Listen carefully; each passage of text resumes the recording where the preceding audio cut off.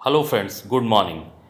दोस्तों, आज हम अपनी मॉडर्न हिस्ट्री की सीरीज को और आगे बढ़ाएंगे और भारत में यूरोपियों का जो आगमन का चैप्टर है उसके सेकंड पार्ट को आपके सामने रखूंगा और अंतिम में एक प्रश्न भी पूछूंगा जिसका उत्तर आपको कमेंट बॉक्स में देना है। तो वीडियो पर अंत तक बने रहिएगा। बहुत ही इंपॉर्टेंट क्वेश्चन लेके आया हूं, तो आज इसको पूरा कंप्लीट करते हैं। चलिए आज के पहले प्रश्न की ओर हम लोग चलते हैं।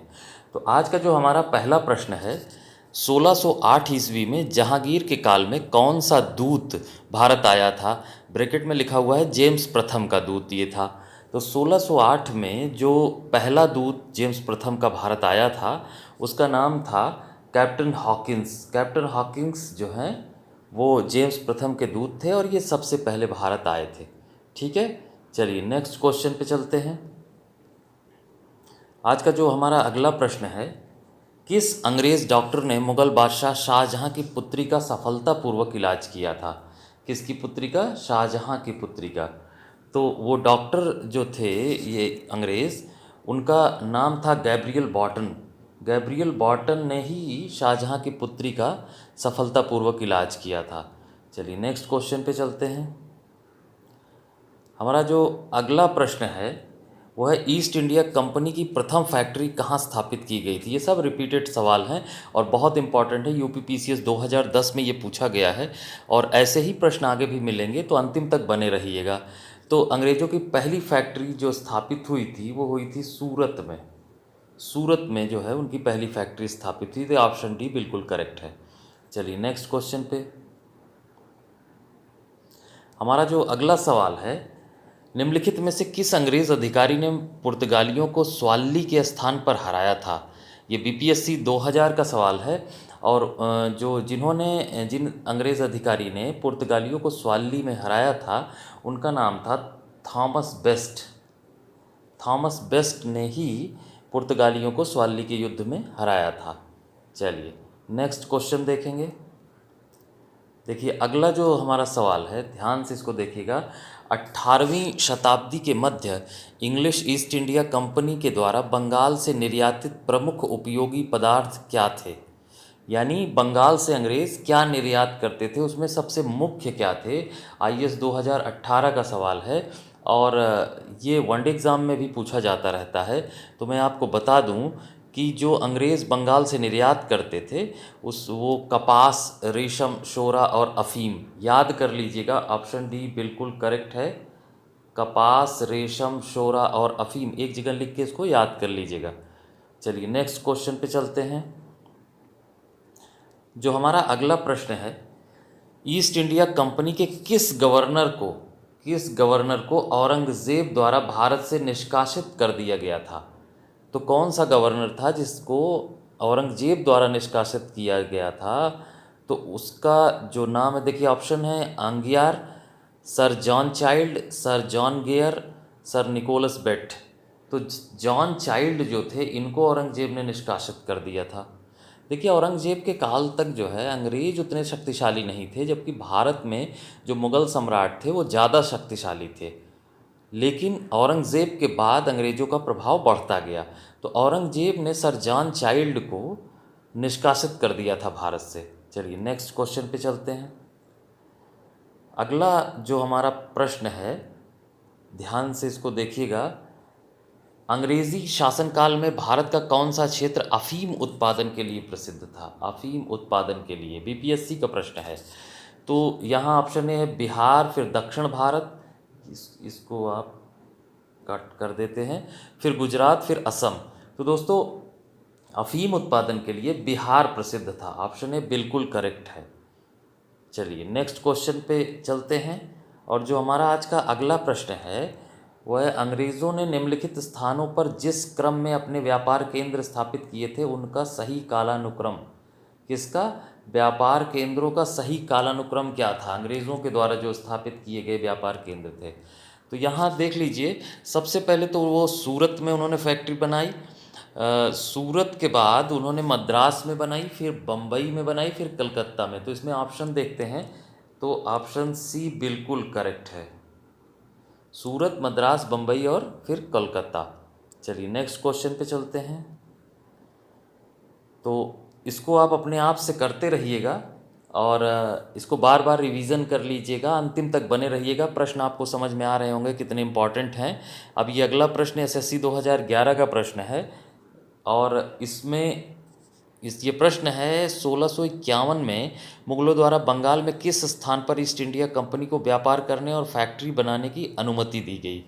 तो दोस्तों 1651 में मुगलों ने अंग्रेज़ों को कासिम बाज़ार में फैक्ट्री बनाने की अनुमति दी थी। ऑप्शन बी बिल्कुल करेक्ट है। चलिए नेक्स्ट क्वेश्चन पे चलते हैं। देखिए अगला प्रश्न जो है बहुत इंपॉर्टेंट है। फोर्ट विलियम जॉर्ज यानी कलकत्ता का संस्थापक कौन था। तो कलकत्ता का जो संस्थापक था उसका नाम था जॉब चारनाक। ठीक, जॉब चारनाक जो है इसको आधुनिक कलकत्ता की नींव इसने डाली थी और ये 3 गांवों को लेकर, 3 गांव थे, सूतानती, कालीकाता और गोविंदपुर। सूतानती और दूसरा गांव था कालीकाता और तीसरा गांव था गोविंदपुर। सूतानती और कालीकाता, गोविंदपुर, ये 3 गांव को मिलाकर जॉब चारनाक ने आधुनिक कलकत्ता की नींव डाली थी। चलिए नेक्स्ट क्वेश्चन पे चलते हैं।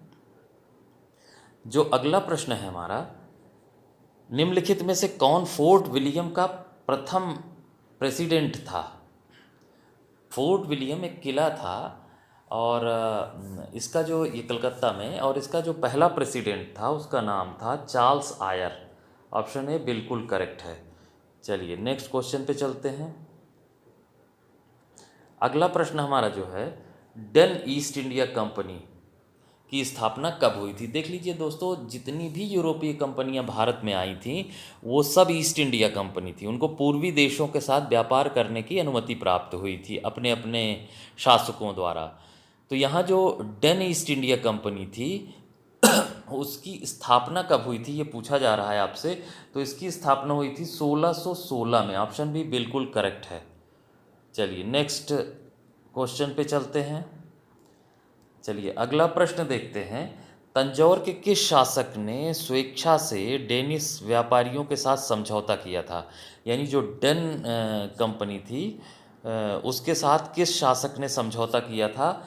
तंजौर के किस शासक ने समझौता किया था। तो उनका नाम था राजा रघुनाथ नायक। ऑप्शन सी बिल्कुल करेक्ट है। राजा रघुनाथ नायक ने तंजौर, जो कि तंजौर के शासक थे, इन्होंने डेनिश व्यापारियों के साथ समझौता किया था। चलिए नेक्स्ट क्वेश्चन पे चलते हैं। अगला जो हमारा आज का प्रश्न है, डेन ईस्ट इंडिया कंपनी द्वारा 1620 में पहली फैक्ट्री जो है, पहला कारखाना जो है कहाँ स्थापित किया गया। अब आपको यहाँ याद करना है कि डेन ईस्ट इंडिया कंपनी कब स्थापित हुई थी। 1616 में, अभी इसके पहले का प्रश्न था। अब उनका पहला कारखाना जो था वो त्रावणकोर में था, यानी ट्रैंकोबार, जिसको हम क्या और कहते हैं, त्रावणकोर भी इसको कहा जाता है। चलिए नेक्स्ट क्वेश्चन पे चलते हैं। अगला देखिए प्रश्न क्या है कि बंगाल के किस भाग में 1676 में द्वितीय डेनिश कारखाना की स्थापना व्यापार को गति देने के उद्देश्य से की गई। तो देखिए वो इसके पहले का प्रश्न था कि पहला कारखाना डेन व्यापारियों का कहाँ था, या डेनिश कारखाना पहला कहाँ था। तो वो आपने जाना ट्रैंकोबार में। और दूसरा कारखाना बंगाल में जो खोला उन्होंने 1676 में, वो श्रीरामपुर में, श्रीरामपुर भी कहा जाता है, श्रीरामपुर पश्चिम बंगाल में ये दूसरा कारखाना खुला 1676 में। ऑप्शन ए बिल्कुल करेक्ट है। चलिए अगले प्रश्न पर चलते हैं। हमारा जो आज का अगला प्रश्न है वो 48वां प्रश्न। डेनो ने 1845 में अपना समस्त भारतीय कारखाना किस व्यापारिक कंपनी के हाथों बेच दिया और स्वदेश लौट गए। तो दोस्तों देखिए, डेन व्यापारी जो हैं वो अंग्रेज़ों से प्रतिस्पर्धा नहीं कर पाए और 1845 तक जाते जाते उन्होंने अपना पूरा भारतीय व्यापार जो था वो अंग्रेज़ों को सौंप दिया, यानी ऑप्शन ए बिल्कुल करेक्ट है। चलिए नेक्स्ट क्वेश्चन पे चलते हैं। अगला जो हमारा प्रश्न है, फ्रांसीसी ईस्ट इंडिया कंपनी ने भारत में अपना कारखाना सबसे पहले कहाँ स्थापित किया। तो ये स्थापित किया था सूरत में। ऑप्शन बी बिल्कुल करेक्ट है। ऐसे ही आप प्रश्न को लगातार ध्यान देते रहिए और जो इम्पोर्टेंट लगे वो नोट भी कर लीजिएगा, बार बार देखिएगा। और इसी तरीके के प्रश्न हम आगे भी कराएंगे और आप अंतिम तक बने रहिएगा। चलिए नेक्स्ट जो क्वेश्चन है हमारा उस पे चलते हैं। अगला जो प्रश्न है आज का हमारा वो है निम्नलिखित में से किसे फ्रांसीसी कंपनी का संस्थापक माना जाता है। तो फ्रांसीसी कंपनी के जो संस्थापक थे वो थे कॉल्बर्ट। ये लुई 14वें जो वहाँ के शासक थे फ्रांस के, उनके मंत्री थे कॉल्बर्ट, जिन्होंने फ्रांसीसी ईस्ट इंडिया कंपनी की स्थापना की थी। ऑप्शन सी बिल्कुल करेक्ट है। चलिए नेक्स्ट क्वेश्चन पे चलते हैं। अगला जो आज का प्रश्न है, फ्रांसीसी ईस्ट इंडिया कंपनी स्थापित हुई थी तो किसके शासनकाल में? अभी मैंने आपको बताया लुई 14वें के शासनकाल में। ऑप्शन ए बिल्कुल करेक्ट है। लुई 14वें के मंत्री कोलबर्ट ने ही फ्रांसीसी ईस्ट इंडिया कंपनी की स्थापना की थी। चलिए नेक्स्ट क्वेश्चन पे चलते हैं। जो हमारा अगला प्रश्न है वो आपके सामने है। फ्रांसीसी ईस्ट इंडिया कंपनी ने भारत में पहला कारखाना, अभी इसको हम लोगों ने किया, तो सूरत में पहला कारखाना स्थापित किया था। चलिए नेक्स्ट क्वेश्चन पे चलते हैं। अगला जो हमारा प्रश्न है, निम्नलिखित में से कौन एक यूरोपीय देश स्वतंत्रता पूर्वक भारत में व्यापारिक कंपनी के रूप में सबसे अंत में आए?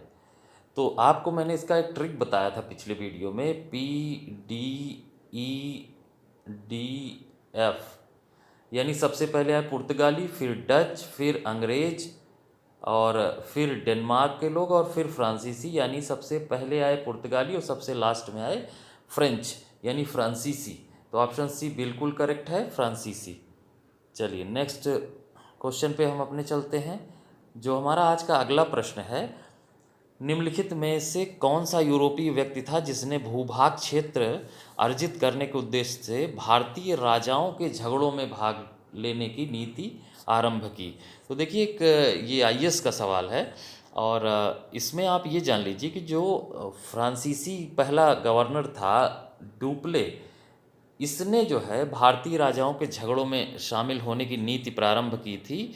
यद्यपि वो बाद में असफल रहा और अंग्रेज उसमें सफल रहे। तो ऑप्शन बी बिल्कुल करेक्ट है, डुप्ले। चलिए नेक्स्ट क्वेश्चन पे चलते हैं। देखिए अगला प्रश्न बहुत इंपॉर्टेंट है। कर्नाटक युद्ध किन किन के मध्य लड़ा गया? ये पीसीएस का सवाल जरूर है, लेकिन ये सारी वनडे एग्जाम में, जितने भी वनडे एग्जाम होते हैं सब में पूछा गया प्रश्न है कि कर्नाटक का युद्ध किन यूरोपियों के मध्य लड़ा गया। ये भारत में लड़ा गया युद्ध है। ये अंग्रेज़ों और फ्रांसीसियों के बीच लड़ा गया और इन्हीं युद्धों से ये निर्णय हुआ कि भारत में फ्रांसीसी नहीं रहेंगे और अंग्रेज रहेंगे आगे। चलिए नेक्स्ट क्वेश्चन पे चलते हैं। जो अगला हमारा आज का प्रश्न है वह निम्नलिखित में से कौन सा कारण प्रथम कर्नाटक युद्ध के लिए उत्तरदायी थे? यानी प्रथम कर्नाटक युद्ध का कारण क्या था? ठीक, तो बीपीएससी का प्रश्न है ये सन 2000 का। तो पहले कर्नाटक युद्ध का क्या कारण था? देखिए ऑप्शन डी जो है, अंग्रेज़ों द्वारा फ्रांसीसी जहाज़ों का अधिग्रहण। मैं आपको बताऊं कि अंग्रेज़ कैप्टन बर्नेट ने कुछ फ्रांसीसी जहाज़ों को पकड़ लिया था, जिसके कारण ये युद्ध जो है आरंभ हो गया था। चलिए नेक्स्ट क्वेश्चन पे चलते हैं। जो हमारा अगला प्रश्न है, अंबूर के युद्ध, अंबूर का जो युद्ध है वो 1749 में हुआ था। इस युद्ध में मुजफ्फरजंग, चांदा साहब और डुप्ले की संयुक्त सेना ने कर्नाटक के किस सत्तासीन नवाब को पराजित किया? यानी ये एक टीम बन गई थी जिसमें एक तरफ फ्रांसीसी थे और जिन्होंने मुजफ्फरजंग और चांदा साहब का साथ दिया, और दूसरी टीम में कर्नाटक का एक नवाब था जिसका नाम था अनवरुद्दीन और वहाँ का सूबेदार था मुजफ्फरजंग, और अंग्रेज़ ये एक टीम में थे। तो यहाँ अनवरुद्दीन को जो है पराजित किया था। ऑप्शन ए बिल्कुल करेक्ट है। चलिए नेक्स्ट क्वेश्चन पे चलते हैं। हमारा आज का जो अगला प्रश्न है वो आपके सामने है। गोडेहू, गोडेहू की संधि या पौंडीचेरी की संधि 1754 में, ये कौन से, इस संधि के द्वारा कौन सा युद्ध समाप्त हुआ था? यानी किस युद्ध के आखिर में गोडेहू की संधि या पौंडीचेरी की संधि हुई थी 1754 में? तो दूसरा जो युद्ध था, द्वितीय कर्नाटक युद्ध, वो समाप्त हुआ था इस संधि के द्वारा। ऑप्शन बी बिल्कुल करेक्ट है। चलिए नेक्स्ट क्वेश्चन पे चलते हैं। देखिए अगला सवाल जो है बहुत इंपॉर्टेंट है, ये आप ऐसे भी समझ सकते हैं। देखिए वांडीवास के युद्ध यानी 1760 में अंग्रेज़ों द्वारा कौन पराजित हुआ? तो सबसे पहले तो आप इसमें ये याद कर लीजिएगा कि वांडीवास युद्ध कब हुआ था। ये 1760 में हुआ था और इसमें अंग्रेज़ों ने फ्रांसीसियों को पराजित किया था। ऑप्शन बी बिल्कुल करेक्ट है। आप ये जान लीजिएगा कि ये जो वांडीवाश का निर्णायक युद्ध था, इसके द्वारा भारत में ये सिद्ध हो गया कि यूरोपियों में अंग्रेज़ सर्वश्रेष्ठ हैं, यानी आगे वो संघर्ष करेंगे, बाकी यूरोपियों को उन्होंने मैदान से बाहर कर दिया था, तो फ्रांसीसियों को पराजित किया। चलिए नेक्स्ट क्वेश्चन पे चलते हैं। देखिए अगला जो प्रश्न है, फ्रांसीसी दक्कन में शक्ति आंदोलन स्थापित करने में असफल रहे, क्यों? तो आप ये दक्कन का मतलब दक्षिण भारत में अंततः अंग्रेज सफल हुए और फ्रांसीसी जो है वहाँ अपनी शक्ति स्थापित नहीं कर पाए। इसका क्या कारण था? पहला कारण इसमें दिया गया है क्योंकि डुप्ले सक्षम सेनापति नहीं था। बिल्कुल गलत है ये, क्योंकि डुप्ले एक सक्षम सेनापति था। लेकिन दूसरा जो इसका विकल्प दिया गया है, अंग्रेजों की फौज शक्तिशाली थी, ये बिल्कुल सही है, इसलिए ऑप्शन भी बिल्कुल करेक्ट है। देखिए डुप्ले भी बहुत शक्तिशाली था, लेकिन अंग्रेज उससे ज़्यादा शक्तिशाली थे, बस आपको ये बात समझनी है। चलिए नेक्स्ट क्वेश्चन पे चलते हैं। जो हमारा अगला प्रश्न है, निम्नलिखित में से कौन सा एक सुमेलित नहीं है? ये UPGIC 2017 का सवाल है। ऑप्शन ए दिया गया है कि कर्नाटक का प्रथम युद्ध 1746 से 1748, ये सही है। यहाँ पूछा क्या गया है? सुमेलित नहीं है, तो ध्यान इसको जरूर दिया करिए, नहीं तो प्रश्न ऐसे गलत हो जाते हैं कि आप सुमेलित के चक्कर में कोई और ऑप्शन लगा देते हैं। प्रश्न को ध्यान से पढ़ा करिए। तो कर्नाटक का जो प्रथम युद्ध है 1746 से 48, ये बिल्कुल करेक्ट है। दूसरा युद्ध 50 से 52, ये भी करेक्ट है। तीसरा युद्ध 58 से 63, ये जो है गलत है। गलत इसलिए है क्योंकि 56 से 63 है ये, तो ये ऑप्शन आपका यहाँ सही हो जाता है, ऑप्शन सी। कर्नाटक का तृतीय युद्ध ये 58 से 63 दिया गया है, जो गलत है। जबकि चौथा ऑप्शन है पानीपत का तृतीय युद्ध 1700 जो है 61, ये जो है आपका ये ऑप्शन ये 61 में ही हुआ था, और सी जो है ये यहाँ बिल्कुल करेक्ट है, आप इसको ध्यान दीजिएगा। चलिए नेक्स्ट क्वेश्चन पे चलते हैं। अगला जो आज का हमारा सवाल है वो है, निम्नलिखित में से कौन ब्रिटिश पूर्व काल में अपने व्यापारी पोत सूरत बंदरगाह में नहीं लाए थे? देखिए इसमें ऑप्शन है पुर्तगाली और अंग्रेज, रूसी और जर्मन, अंग्रेज अरब और फ्रांसीसी अरब। तो इसमें सारे व्यापारी भारत में आए रहे हैं, केवल एक विकल्प को छोड़ के, रूसी और जर्मन। ऑप्शन बी बिल्कुल करेक्ट है, ये सूरत बंदरगाह में अपने व्यापारी पोत नहीं लाए थे। ठीक, तो ऑप्शन बी बिल्कुल सही है। तो इस तरीके से आज हमारे प्रश्न यहीं समाप्त होते हैं, और उम्मीद कर रहा हूँ आपको वीडियो पसंद आया होगा। तो लाइक कर दीजिएगा और चैनल को सब्सक्राइब करके बेल आइकन प्रेस कर दीजिएगा, और हम इसी तरीके के वीडियो डालते रहेंगे और आपको नियमित नोटिफिकेशन मिलती रहेगी। धन्यवाद। जय हिंद।